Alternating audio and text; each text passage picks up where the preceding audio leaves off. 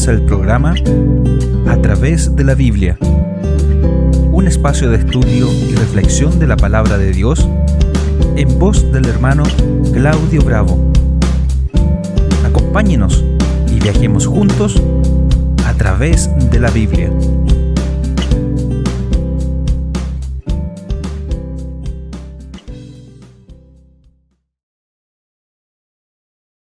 Hola hermanos, ¿cómo están? Bendiciones. Bienvenidos una vez más al programa A través de la Biblia. Un estudio más de la palabra del Señor. Y el día de hoy vamos a hablar del libro de Éxodo, el segundo libro de la Biblia, de la clasificación conocida como Pentateuco, los primeros 5 libros de Moisés, los primeros 5 libros de la Biblia. En el estudio anterior hablamos de Génesis, hablamos de los temas principales, los puntos o temas teológicos, históricos más importantes. Hicimos también como una especie de bosquejo donde abarcamos la totalidad del libro, no de forma profunda, pero sí de una forma panorámica que nos ayuda bastante a conocer el trasfondo del libro.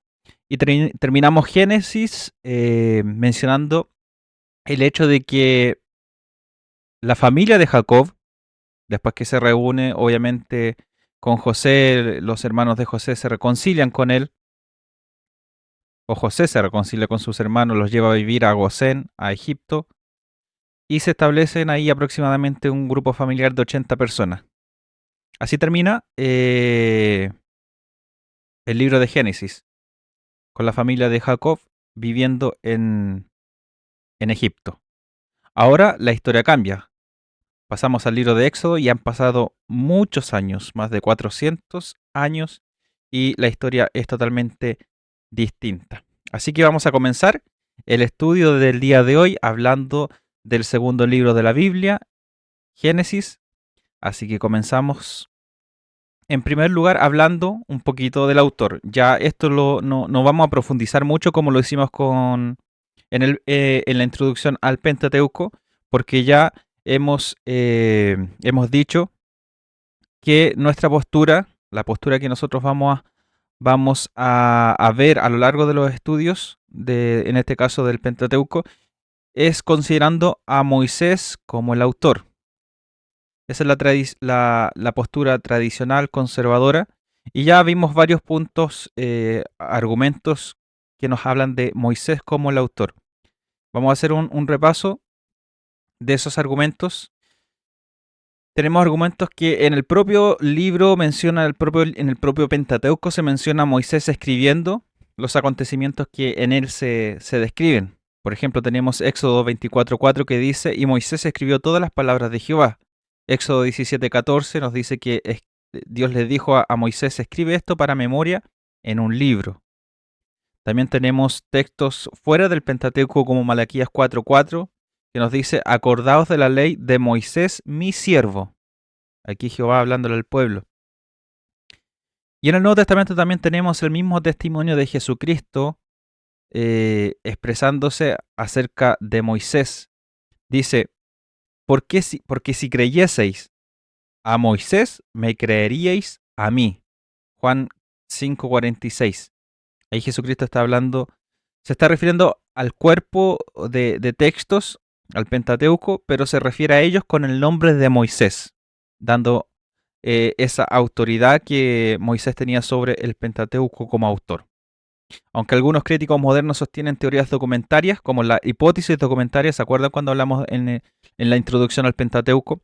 La hipótesis documentaria, propuesta por Julius Wellhausen en el siglo XIX, decía que Moisés no pudo haber sido el escritor del Pentateuco porque los escritos del Pentateuco en sí presenta una variedad de géneros literarios, periodos de la historia que no concuerdan con el tiempo en que Moisés vivió, algunas diferencias lingüísticas, bueno, varios argumentos.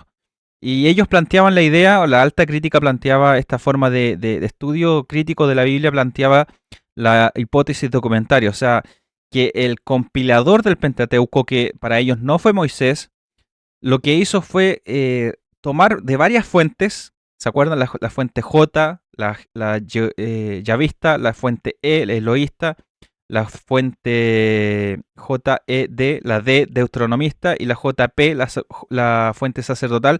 Tomó de varias fuentes, se supone que son textos de los cuales el compilador utilizó para poder redactar. O sea, sacó un poquito de acá, un poquito de acá, un poquito de la fuente Yavista, un poquito de la Deuteronomista, un poquito de la fuente sacerdotal y otro poquito de la fuente eloísta. Y así redactó el Pentateuco. Hizo una compilación de diferentes puntos de vista y es por eso que ellos dicen que hay muchos relatos que se repiten y que obviamente esto sería como una contradicción si es que uno solo hubiese escrito el Pentateuco, no tendría estas repeticiones. Pero bueno, ya vimos que esas repeticiones, esas aparentes contradicciones tienen una explicación. Y hablábamos que también esta hipótesis documentaria, esta teoría de la alta crítica, se basa más en la especulación porque estas supuestas fuentes del cual el compilador, el redactor según ellos, como lo describen, utilizó estas fuentes no existen. No hay ninguna evidencia arqueológica ni ninguna cita de algún personaje histórico, de algún historiador que mencione estas fuentes de las que supuestamente el redactor o el compilador utilizó para poder redactar el Pentateuco. Así que nosotros consideramos a Moisés como el autor. La fecha es la misma que mencionamos en cuanto a el Génesis. ¿Ya? Génesis dijimos que es de 1446 a 1406 aproximadamente antes de Cristo. 40 años, un periodo de 40 años, el tiempo que el pueblo de Israel estuvo vagando en el desierto, peregrinando en el desierto. Esta es la fecha más tradicional, como siempre hemos dicho, para la escritura del Pentateuco. Y el tema de Éxodo lo podemos resumir en la siguiente frase. Dios redime a su pueblo de la esclavitud y establece un pacto con él para habitar en medio suyo. Si en Génesis vimos a Dios creando, aquí vemos a Dios redimiendo al pueblo de Israel. Dios redime a su pueblo de la esclavitud y establece un pacto con él para habitar en medio de ellos, en medio suyo. Ese es el tema. Este tema de la redención podemos decir que es un eje central dentro de la escritura porque de ese tema nosotros vamos a tener que profundizar o tendremos nosotros para interpretar textos a posterior, textos en libros posteriores a Éxodo y al Pentateuco, tenemos que entender este concepto de la redención porque de ahí viene el concepto de redención de la humanidad a través de Jesucristo. Entonces, entendiendo este eje central que lo vemos acá en Éxodo, que podríamos decir, entonces Éxodo es muy importante, sí, es muy importante, pero podríamos decir, es muy interesante entender el tema de Éxodo porque este tema se va a desarrollar a lo largo de los textos del Antiguo y Nuevo Testamento y es el eje central que va a dar paso al tema central de la Escritura o que nosotros podemos ver acá reflejado ese tema central de la Escritura. El tema es la redención del hombre a través de Jesucristo. No quiero ir más, no quiero avanzar tanto, adelantarme tanto, pero es muy importante entender este tema de la redención, porque es un eje central no tan solo de este libro del Éxodo, sino que de la Biblia en su totalidad.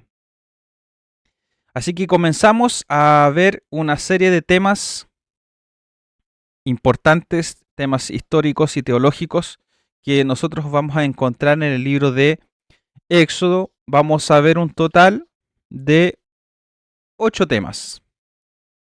8 temas importantes del libro de Éxodo y que nos van a ayudar bastante a poder comprender el contenido de este libro. En primer lugar, tenemos como tema inicial la esclavitud de Israel en Egipto. El libro comienza mostrando la opresión del pueblo de Israel bajo el dominio egipcio. Esta esclavitud representa tanto una realidad histórica como también una imagen espiritual de la esclavitud del pecado. Ahí ya tenemos ya una verdad histórica y también teológica. El pueblo de Israel, como mencionaba al principio, se formó o se conformó, se estableció ahí en Egipto a través de la familia de Jacob, a la familia de José. Este pequeño grupo familiar de 80 personas aproximadamente, con los años fue multiplicándose. Y dice el texto que en Éxodo, al principio, que el faraón que ya había en aquel entonces, en los tiempos ya del Éxodo, no conocía a José. O sea que ya esta historia de buen trato del faraón con José y su familia hebrea ya no era muy conocida, ya no era familiar en el contexto que nosotros vemos ya en el primer capítulo del Éxodo. Ya no conocían a José, o sea que ya era un contexto totalmente distinto y hostil. ¿Por qué? Porque vemos al pueblo hebreo que ya está cumpliendo labores como esclavos en Egipto. Prácticamente están siendo esclavizados, oprimidos, trabajando para Egipto y están siendo sometidos.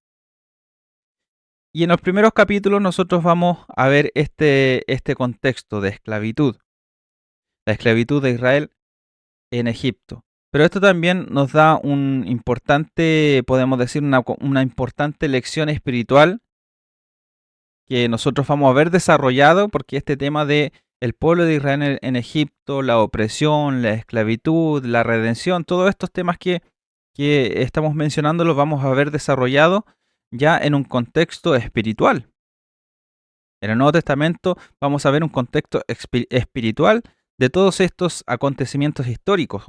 Le podemos dar una interpretación teológica. Como mencionábamos, no es tan solamente una realidad histórica, sino que también una imagen espiritual de la esclavitud del pecado. Cómo el pecado somete al hombre, somete a la humanidad. Y es necesario que Dios pueda redimir al hombre de su pecado, pueda salvar al hombre de su pecado. Dios escucha el sufrimiento de su pueblo y actúa en favor de los oprimidos. Dios escuchó el clamor del pueblo de Israel que estaba siendo oprimido. Hay varias veces se repite esa expresión, Dios se acordó de Israel, Dios se acordó del pueblo, es su pueblo escogido. Ahora, no es que Dios se le haya olvidado literalmente, que se le haya olvidado haya olvidado a su pueblo, haya olvidado las promesas que Dios le había hecho a los patriarcas, Abraham, Isaac y Jacob. Pero sí es una expresión antropomórfica, una expresión, se le atribuyen sentimientos a Dios para poder explicar, para poder que nosotros podamos entender esta situación, que pasó mucho tiempo, pero Dios no se había olvidado de las promesas que Dios le había hecho al padre Abraham, Isaac y Jacob, no se había olvidado. Pero ya en el contexto que vemos al pueblo de Israel siendo oprimido, siendo esclavizado, siendo sometido por los egipcios, obviamente pareciera que Dios se había olvidado. Pero no, Dios no se había olvidado de su pueblo. Escucha el sufrimiento de su pueblo y actúa a favor de quienes están siendo oprimidos, en este caso del pueblo de Israel. Esto revela el carácter compasivo y fiel de Dios. Siempre hablamos del Antiguo Testamento como el tiempo de la ley, el tiempo donde el castigo estaba ahí a flor de piel, donde el juicio, la condenación estaban presentes, pero vemos también que vemos la gracia de Dios, vemos la misericordia de Dios, vemos la misericordia y la gracia de Dios a lo largo de toda la Escritura. Tenemos también como segundo tema, importante también, es la redención divina. La salida de Egipto constituye el acto redentor central del Antiguo Testamento. Dios rescata soberanamente a Israel mediante señales, juicios y poder sobrenatural. Dios llama a Moisés, Dios libra a Moisés en primer lugar. Los primeros capítulos nos hablan de la historia de Moisés, cómo él fue librado de la muerte por su madre. Luego él está en casa de Faraón, se cría, crece ahí, es instruido en toda la sabiduría, como nos dice el libro de los Hechos, es instruido en toda la sabiduría del conocimiento de los egipcios, crece, se desarrolla, pero hay un momento en donde él huye de Egipto y en el desierto Dios llama a Moisés, ya con 80 años de edad aproximadamente. Y es ahí donde Dios se da a conocer a Moisés y le encomienda esta labor de libertar al pueblo de Israel. Y este tema de la redención divina, como os decía al principio, es un eje central que es importante que podamos entenderlo, porque es importante en este libro, en el libro de Éxodo, pero también es un eje central que lo vemos reflejado en los demás libros de la Biblia. Y como decía, el tema central de la escritura es la redención del hombre a través de Jesucristo. Y aquí es donde vemos el gran acto de redención divina de parte de Dios por su pueblo Israel. Dios rescata soberanamente a Israel mediante señales, juicios y poder sobrenatural. Eso lo vemos a través de las plagas que son enviadas a Egipto y donde vemos esa dinámica en donde hay distinción entre los hebreos y los egipcios. Bueno, vamos a hablar más adelante de eso. La importancia teológica que tiene esto, no tan solamente histórica, el tema de la redención, sino que también hay importancia teológica, es que la redención en Éxodo anticipa la salvación en Cristo. Así como Israel fue librado por la sangre del Cordero Pascual, el creyente es redimido por la sangre de Cristo. Y ahí nuevamente vemos lo que mencionábamos. Entendiendo aquí este concepto de redención, entendiendo el hecho histórico de cómo sucedió, también podemos ir más allá. Ya hablando del ministerio de Cristo, podemos entender que Cristo fue nuestro gran redentor. Así como Dios redimió a su pueblo, al pueblo de Israel, a su pueblo escogido de Egipto, de la esclavitud, así también Cristo nos redime a nosotros de nuestros pecados y nos saca de la esclavitud del pecado y nos trae hacia la libertad. Nos da libertad, nos da vida y vida en abundancia, nos da salvación. Nos saca de la esclavitud, de la tierra de esclavitud y nos lleva hacia la tierra de Canaán, al descanso. Entonces vemos muchas similitudes que nosotros, si entendemos históricamente lo que el libro de Hechos nos relata, nosotros vamos a poder entender más fácilmente lo aquí apuntaba, porque cuando hablamos de todos los acontecimientos que nosotros vemos en la historia del pueblo de Israel, estos acontecimientos tienen un porqué y estos apuntan a Cristo. Una de las cosas importantes que debemos entender nosotros cuando estudiamos la palabra del Señor es que la palabra de Dios es cristocéntrica y nuestra interpretación debe ser así. Siempre debemos llevar nuestra interpretación de la Escritura hacia Cristo, o que la Escritura nos muestre a Cristo. Si nosotros no vemos a Cristo en la Escritura es porque estamos fallando en algo que estamos haciendo mal y estamos fallando nuestra interpretación, estamos fallando nuestra reflexión de la palabra de Dios. Siempre la Escritura nos lleva a Cristo, y cuando hablamos del tema central de la Escritura, que es la redención del hombre a través de Jesucristo, vemos que el Antiguo Testamento, toda la historia, todo lo que se nos narra en el Pentateuco, los libros históricos, los profetas, los libros poéticos, todo lo que se nos habla acá es o apunta hacia Jesucristo. El Antiguo Testamento es la preparación para la manifestación del Hijo de Dios, para la manifestación del Redentor. Por lo tanto, todas estas instituciones, todos estos conceptos que nosotros estamos viendo, en este caso en el libro de Éxodo, que nos habla de la redención, todo esto apunta al sacrificio de Jesucristo, todo esto apunta al ministerio de Cristo. Por eso que cuando hablamos de la importancia teológica del libro de Éxodo, vemos que la Este tema de la redención anticipa la salvación de Jesucristo en la cruz por la humanidad. Entonces es muy importante que podamos comprender lo que nos habla el libro de Éxodo. Como punto número 3, como tema histórico y teológico, vemos el juicio de Dios sobre Egipto. Espero que vaya tomando nota de lo que estamos tratando el día de hoy. Como siempre digo, no sé si usted me está viendo en este momento o si solamente me está escuchando. Si me está escuchando, vaya tomando nota. Si me está viendo, esté atento ahí a la pantalla, a las diapositivas. Y también vaya tomando nota si es necesario. Pero ya hemos estudiado dos temas. El número 1, que era la esclavitud de Israel en Egipto. El número 2, la redención divina. Y el tercer punto de 8 es que el juicio de Dios es el juicio de Dios sobre Egipto. Las 10 plagas manifiestan el juicio divino sobre Faraón y sobre los dioses de Egipto. Cuando Moisés y Aarón se presentan ante Faraón,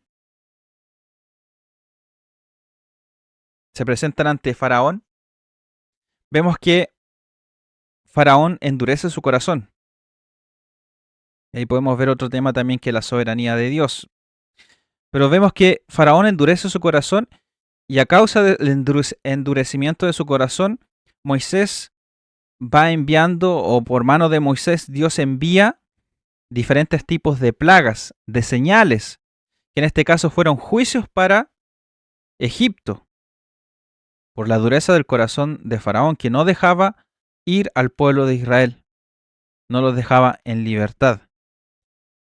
Entonces vemos las plagas, las diferentes plagas, las 10 plagas, que no tan solamente eran un acontecimiento sobrenatural, que no tenía, que no tenía relación, quizás para algunos no tenía mucha relación entre sí. ¿A qué me refiero? Que lo veían como, claro, señales, para muchos lo ven como señales, como prodigios, como juicios de Dios, pero estos tenían un propósito también mucho mayor, más que demostrar sobrenaturalmente estos hechos, como convertir el agua en sangre, algo impresionante, que vinieran mosquitos, langostas, las ranas, que cayera granizo, que son cosas totalmente eh, impresionantes, pero también tenía un trasfondo eh, religioso, también tenía un trasfondo importante aquí, porque estas plagas, estas señales, estos acontecimientos sorprendentes, sobrenaturales, también tenían el fin de poder demostrar que el Dios de Israel, Dios Jehová, era el único Dios verdadero y que tenía poder sobre las supuestas deidades en las que creía Egipto, en las que creía Faraón. Faraón era considerado un dios en la tierra, pero también el río Nilo era considerado un dios. También para las cosechas habían dioses específicos. Estaba el dios del cielo, el dios de la tierra, el dios de las cosechas, el dios del ganado. Entonces había muchas deidades a las que los egipcios rendían culto, y ellos ofrendaban, hacían sus ofrendas, sus oraciones y entregaban sus sacrificios a estos dioses para que les fuera bien en las cosechas, para que el río Nilo tuviera su cauce natural, fuese abundante, para que la tierra fuese fértil, para que el clima, el tiempo estuviese a su favor. Pero vemos que aquí, cuando Faraón endurece su corazón para no dejar al pueblo de Israel libre, Dios envía todas estas señales, estos juicios sobrenaturales, pero también quiere atacar la fe de los egipcios, porque ellos habían puesto su fe en deidades falsas, en dioses falsos, que no tenían poder, no tenían autoridad, y ellos confiaban en ellos, pero vemos que a través de estas señales, de estas plagas, estos supuestos dioses no tenían ninguna autoridad, no tenían ningún poder. Pero Jehová, el Dios de Israel, era el Dios todopoderoso. Entonces, No tan solamente era demostrar eventos o acontecimientos sobrenaturales, sorprendentes, sino que también había ahí un juicio sobre la fe de Egipto. Dios demuestra su soberanía absoluta sobre toda autoridad humana, sobre Faraón, que era considerado un dios en la tierra, y también sobre toda falsa divinidad. ¿Se acuerda que los magos al principio pudieron imitar con su magia, imitar algunas de las señales, pero después ya no pudieron? ¿Por qué? Porque ellos reconocieron que era el dedo de Dios, la mano de Dios que estaba sobre Egipto. Hasta ellos reconocieron el poder de Dios. Y eso es muy importante que hoy en día también nosotros lo podemos meditar.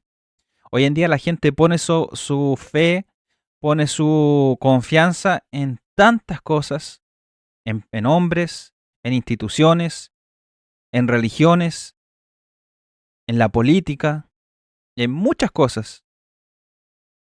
Pero Dios es el verdadero Dios. Dios es el verdadero Dios que debe ser adorado. Dios es el único, no hay Dios fuera de Él, no hay nadie que se compare con Él. Dios es el único todopoderoso, omnisciente, omnipotente, omnipresente.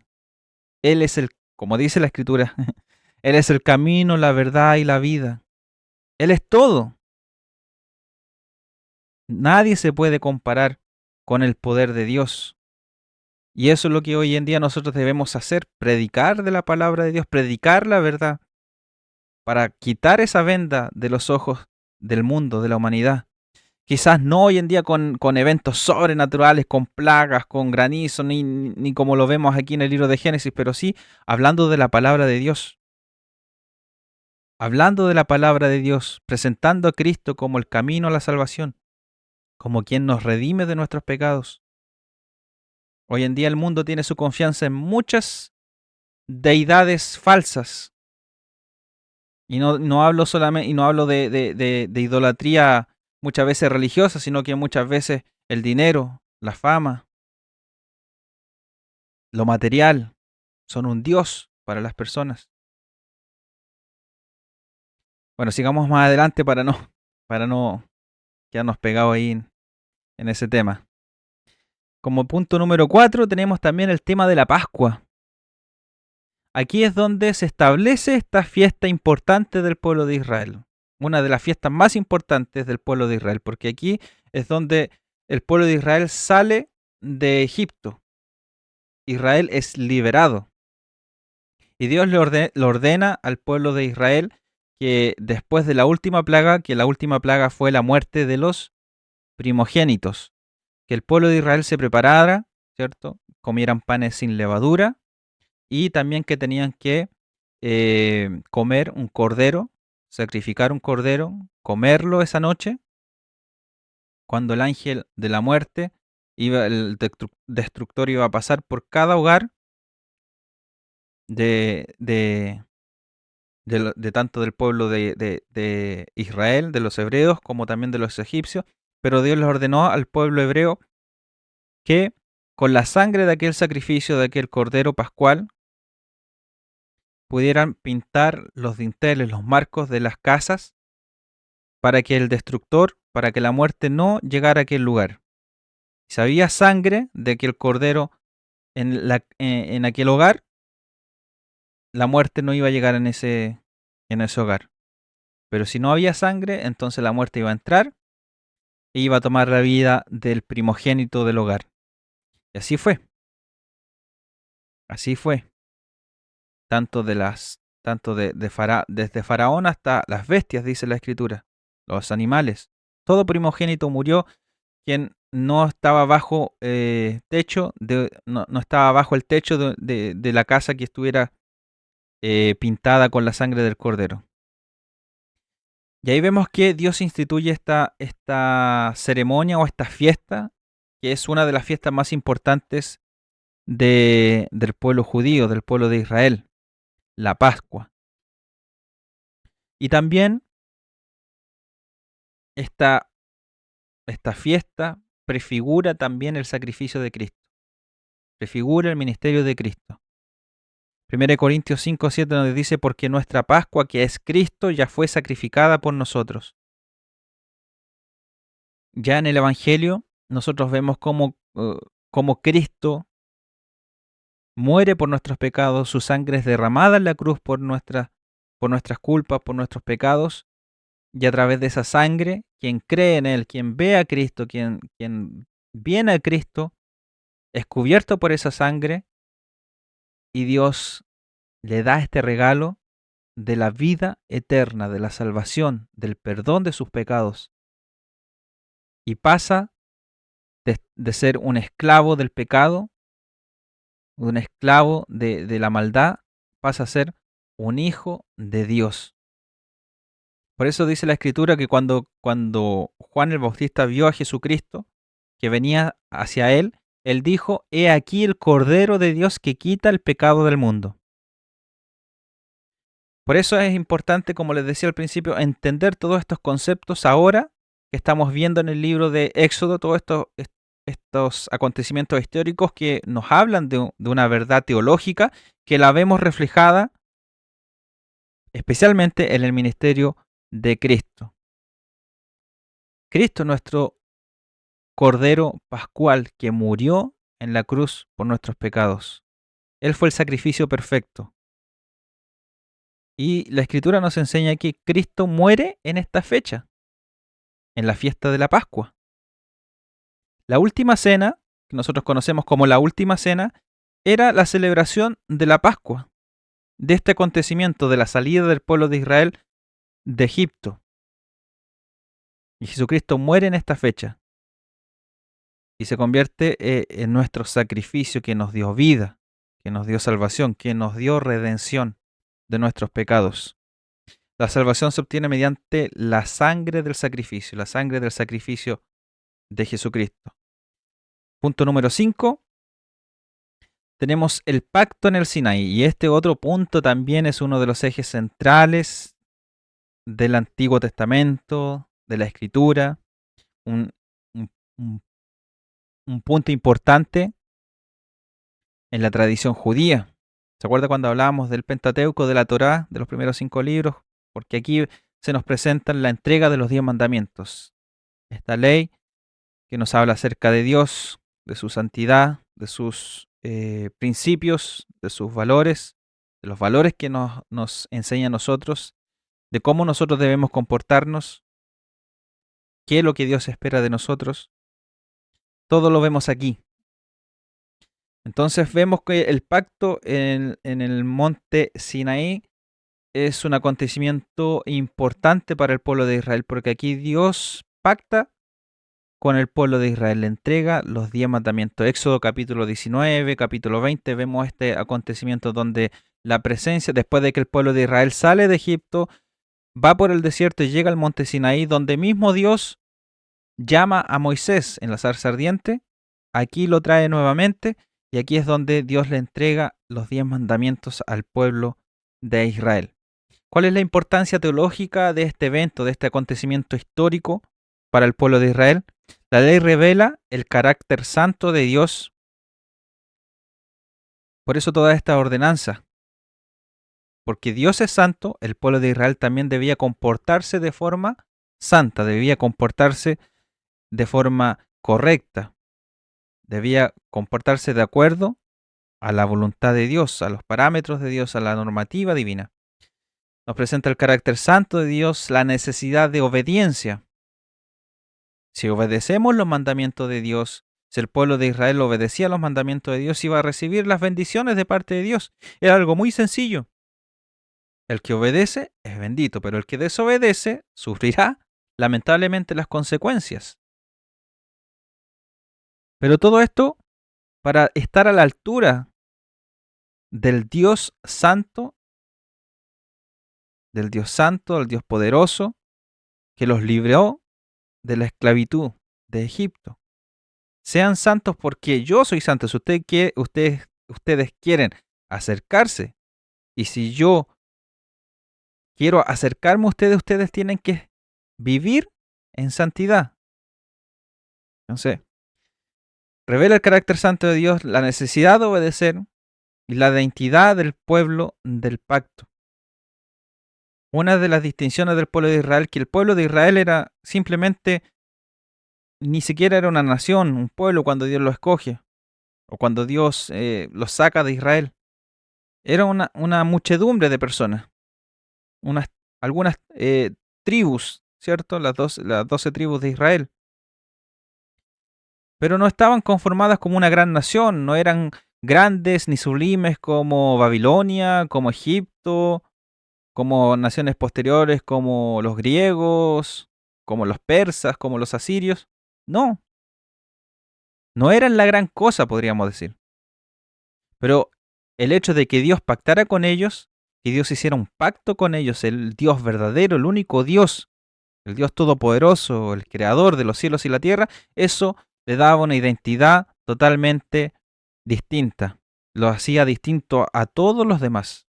Por algo Dios le dijo a Abraham que en él serían benditas las naciones de la tierra o las familias de la tierra a través de él, de su descendencia. El pacto muestra o demuestra que la redención produce responsabilidad espiritual. Dios los libró del pueblo de Egipto, Dios los sacó de esclavitud, pero también ellos, al ser considerados como pueblo de Dios, pueblo suyo, ellos debían comportarse como el pueblo suyo, como el pueblo de Dios. Dios no lo iba a liberar, Dios no les iba a dar libertad para que ellos vivieran en un libertinaje o vivieran la vida conforme a sus principios o a sus valores, sino que conforme a la voluntad divina. Como punto número 6, tenemos la presencia de Dios. Uno de los grandes temas de Éxodo es que Dios desea habitar en medio de su pueblo. Como por eso le decía en el punto anterior, Dios demandaba santidad, obediencia a sus mandamientos para que ellos pudiesen acercarse a Él y para que Él también pudiese acercarse a ellos. Y Dios, vemos en la Escritura que manifiesta esta intención, este deseo de poder acercarse a su pueblo, al pueblo de Israel, estar en medio de ellos. ¿Qué es lo que hace Dios? ¿O cuál es el medio por el cual Dios decide y desea estar en medio de su pueblo? Dios ordena a Moisés que construya un tabernáculo, una tienda, un lugar físico donde su presencia pueda estar en medio del pueblo de Israel. Y esto es algo muy también hermoso que nosotros vemos en la palabra del Señor. Dios escoge a su pueblo, lo redime, lo hace su pueblo, lo hace suyo. Y Él quiere estar en medio de su pueblo. Cuando el hombre pecó, desobedeció, cayó en el pecado, en el huerto del Edén, se perdió esa conexión espiritual, esa comunicación íntima que había entre Dios y el hombre, en donde Dios se paseaba en el huerto del Edén, estaba en comunión con Adán y Eva, pero esa relación, esa estrecha relación se rompió cuando el hombre peca y lo separa, lo distancia. Pero Dios siempre quiere estar cerca de sus hijos, de su creación, de su pueblo. Y vemos a Dios aquí dándoles la ordenanza a Moisés de construir un lugar físico. Quizá era un lugar pequeño, un lugar físico, pero allí estaría la presencia de Dios. Y vemos aquí podríamos decir, esta casi contradicción donde Dios, siendo un ser trascendente, el Todopoderoso, pero decide limitarse a estar en un lugar físico para estar con su creación, para estar con su pueblo, para estar con el pueblo de Israel. Después lo vemos en el templo, morando allí en medio de su nación, a través de los profetas, entregando el mensaje. Dios estaba con su pueblo. Y mayormente, cuando Cristo se hizo carne, cuando el Verbo se hizo carne y habitó entre nosotros, Dios siempre ha tenido la intención de estar cerca de su pueblo, cerca de sus hijos, ser cercano a nosotros, de mantener esa relación con nosotros. Por eso que Él demanda, como veíamos en el punto anterior, demanda obediencia de nosotros, porque la presencia de Dios, su presencia, quiere estar en medio de su pueblo. Y eso lo vemos aquí en el libro de Éxodo. La importancia teológica de este punto es que el tabernáculo simboliza la comunión entre Dios y el hombre. Esto anticipa la encarnación de Cristo. Como mencionábamos, el Verbo se hizo carne y la presencia del Espíritu Santo en la iglesia. Hoy en día, Dios mora en nuestra vida y eso es algo totalmente que nos deja totalmente locos. Porque Dios se acercó al pueblo de Israel en el tabernáculo. Posteriormente, habitó en el templo. Cuando Cristo vino, Él manifestó a Dios, el Verbo se hizo carne. En el principio era el Verbo era con Dios y el Verbo era Dios, hablando de Cristo. Emmanuel, Dios con nosotros, Dios estaba caminando con nosotros. Pero cuando Él ascendió al cielo, Él envió al Consolador, al Espíritu Santo, para que viviera y morara en cada uno de nosotros.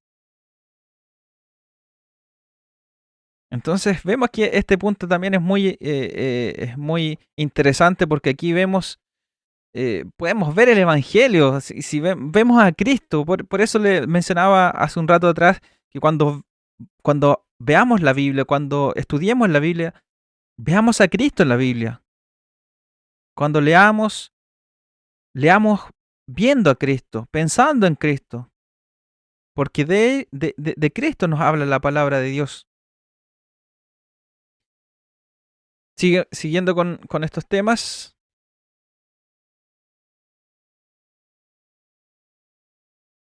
el tema número 7 es la santidad de Dios. Dios se revela como absolutamente santo y exige santidad de su pueblo. Cuando, cuando Dios se posó en el monte Sinaí, cuando Dios le entregó las tablas de la ley a Moisés, Él demandó de santidad del pueblo, que se apartaran. De hecho, eso significa la palabra ser santo, apartado. ¿Apartado para qué? Apartado para Dios. El pueblo de Israel era un pueblo santo, debía ser un pueblo santo. Apartado para Dios, apartado de todas las demás naciones. Israel había sido escogido por Dios y no, como mencioné anteriormente, no por ser una cultura milenaria, no por sus grandes construcciones, no por ser una nación o un imperio importante del mundo antiguo, no, era insignificante. Era insignificante. Pero Dios demandó santidad, que ellos se diferenciaran de todas las demás naciones, porque a través de ellos serían benditas todas las demás naciones. Ellos serían la luz del mundo. Así como Cristo nos dijo a nosotros, nosotros debemos ser la luz del mundo. Así el pueblo de Israel debía ser una luz de santidad para quienes le rodeaban. Y obviamente, como les decía, si Dios es un Dios santo, su pueblo debe ser un pueblo santo para poder acercarse a Él. Esta demanda de santidad es para que el pueblo pueda acercarse a Él. Así como Dios se acercó al pueblo a través del tabernáculo, Dios estableció ciertas prácticas, ceremonias, ciertas obligaciones que el pueblo de Israel debía cumplir y estableció ciertos hombres, ciertos servicios, ciertos ministerios que se debían realizar, como el ministerio de los levitas, de los sacerdotes, que debían ellos específicamente realizar para que el pueblo pudiese acercarse a Dios y para que Dios a través de los sacerdotes también pudiese enseñarles al pueblo y pudiese hablar al pueblo y pudiese acercarse al pueblo. Los sacerdotes, los levitas eran los intermediarios entre Dios y el pueblo. Entonces había ciertas ordenanzas que el pueblo debía cumplir para considerarse santos y poder acercarse a Dios. Como dice la Escritura, sin santidad nadie verá a Dios. Entonces, si el pueblo quería acercarse a Dios, tenía que vivir en santidad. La santidad divina establece una separación entre Dios y el pecado, mostrando la necesidad de mediación y purificación. Y una de las cosas que también vemos a posterior es que mientras más santidad nosotros podemos reflejar, mientras más santo podamos ser, más conscientes somos de los pecadores que somos. Es como pareciera como una contradicción, pero mientras más santidad nosotros practicamos, si vivimos en santidad, caminamos en santidad, vivimos en santidad, somos más conscientes de nuestro pecado. Y cuando no somos conscientes del pecado es porque quizá no estamos viviendo una vida en santidad. No estamos viviendo la moral de forma, no estamos viviendo moralmente de la forma correcta, como Dios quiere que nosotros podamos vivir, de la forma que Dios quiere que vivamos. Entonces debemos vivir en santidad si queremos conocerle a Él, si queremos tener esa intimidad con Dios. El pueblo de Israel tenía muy claro esto y lo vemos, lo vemos a lo largo de, en este caso del Pentateuco, que en el libro de Levítico lo vamos a ver más adelante, las diversas ceremonias, los diversos tipos de ofrendas, de sacrificios, de ceremonias que los sacerdotes y el pueblo tenían que realizar para poder considerarse puro, para poder considerarse santo y poder ofrecer sus sacrificios, su ofrenda delante de Dios. Entonces, vemos que este tema de la santidad es un punto muy importante y que también, como lo he dicho, lo he repetido muchas veces, lo vemos reflejado, desarrollado a lo largo de toda la historia bíblica. Y como punto final, o sea, como punto número 8, hablando de los temas históricos y teológicos importantes del libro de Éxodo, vemos la adoración verdadera. La liberación de Israel tenía un propósito espiritual, adorar a Dios. Moisés le decía a Faraón, deja a mi pueblo ir para que me adore en el desierto. Esa era la demanda de Moisés, de Aarón, que dejara al pueblo libre para que ellos pudieran libremente presentar sacrificio, ofrenda a Dios y adorarlo en el desierto. Y eso es un tema importante que nosotros vemos acá. La redención conduce a la adoración. Dios libertó o redimió al pueblo, lo libertó, lo sacó de la esclavitud de Egipto para que lo adorara. Por eso que los primeros mandamientos nos dicen, yo soy Jehová tu Dios que te saqué de la tierra de servidumbre, de la casa de Egipto, de la tierra de servidumbre. Dice, no tendrás dioses ajenos delante de mí, no te inclinarás a otras deidades, a otros dioses falsos. Dios exige a su pueblo la adoración única a Él, una adoración exclusiva, porque Él es el único Dios verdadero y Dios no comparte su gloria con nadie. Dios redime a su pueblo para que lo adore. Y esto no estamos hablando de un acto egocéntrico de parte de Dios, sino que uno de los propósitos con el cual Dios creó al hombre para que lo adorara. Para su gloria Dios creó al hombre, para su gloria. Dice el libro de Efesios que para la alabanza de su gloria hemos sido hechos. Dios nos formó, Dios nos creó, Dios puso propósito en nosotros, puso eternidad en nuestra vida, puso un espíritu para que pudiésemos tener esa comunión con Él y pudiésemos adorarlo. Y adorarlo significa poder vivir en santidad, poder vivir en obediencia, poder vivir honrando, adorando, alabando, bendiciendo a Dios con nuestra forma de pensar, en nuestros pensamientos, en nuestras decisiones y en nuestras acciones. En toda área debemos ser hombres que adoren a Dios, como le dijo a la mujer samaritana, en espíritu y en verdad. Dios busca adoradores y esos son los adoradores que Dios está buscando. que la adoren en espíritu y en verdad. Y de aquí también sacamos principios de la adoración en el libro de Éxodo. Entonces vemos que el libro de Éxodo nos presenta otros temas que vemos desarrollados a lo largo de la Biblia. Hablábamos de Génesis como el semillero de la Biblia, porque nos presenta muchos temas teológicos, doctrinales, históricos, conceptuales que nosotros vemos a lo largo de la Escritura, pero también Éxodo hemos visto que nos presenta varios temas importantes que debemos tomar en cuenta. Y avanzamos en el bosquejo del libro.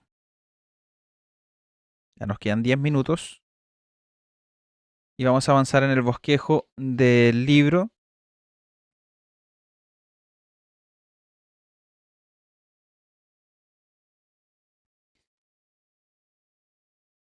Bueno, yo creo que vamos a dejarlo hasta acá.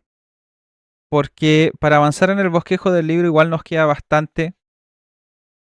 Vimos 8 temas importantes, temas teológicos, históricos y teológicos que nos presenta el libro de Éxodo. Y ya para el próximo estudio, si vamos a hacerlo así mejor, vamos en el próximo capítulo, vamos a bosquejar el libro de Éxodo, así como lo hicimos en el libro de Génesis, y vamos a hablar algunos puntos finales ya para no alargar tanto este estudio, para no ser tan extenso. Así que vamos a finalizar el día de hoy con el estudio del libro de Éxodo. Muy interesante, ¿cierto? Es muy interesante estudiar la palabra de Dios, profundizar en ella. Y de hecho, como hemos dicho muchas veces, como les he mencionado, no estamos haciendo un estudio profundo del libro. No estamos estudiándolo capítulo por capítulo, ni versículo por versículo. No es un estudio inductivo del libro, ni siquiera por bosquejando el libro y estudiándolo por capítulos, por secciones, sino que estamos haciendo una panorámica del libro con los temas importantes. Así que le invito a que pueda acompañarnos en el próximo capítulo de este programa a través de la Biblia, ya con la segunda parte del estudio del libro de Éxodo, que significa salida. Quizás en el libro de Génesis, ya para terminar ya, en el libro de Génesis no lo mencionamos, o no sé si lo mencioné, no recuerdo muy bien, pero originalmente en hebreo el libro de Génesis se llama Bereshit, que significa en el principio. Los libros del Pentateuco su nombre proviene de la primera frase que nosotros encontramos en el primer versículo. El primer versículo de Génesis dice, en el principio creó Dios. Y así se llama en hebreo, Bereshit. Cuando se traduce al griego, el Antiguo Testamento se le coloca el nombre de Génesis, que significa comienzos o principios. Y en el caso de Éxodo, el nombre en hebreo es Shemot. Shemot, que significa nombres. Porque así comienza el primer versículo de Éxodo. Estos son los nombres. Cuando se traduce al griego, se le coloca el título de Éxodo. Pero esta no es una traducción de Shemot, de nombres, sino que es más bien refleja lo que es el contenido del libro, que es la salida del pueblo de Israel de Egipto. Entonces ya estudiamos el libro de Bereshit y Shemot, Génesis y Éxodo. Bueno, ya, para no seguir alargándome, los dejo invitados al próximo programa. Que Dios les bendiga grandemente, espero que hayan tomado nota y nos encontramos en un próximo capítulo con la segunda parte del libro de Éxodo. Que Dios le bendiga.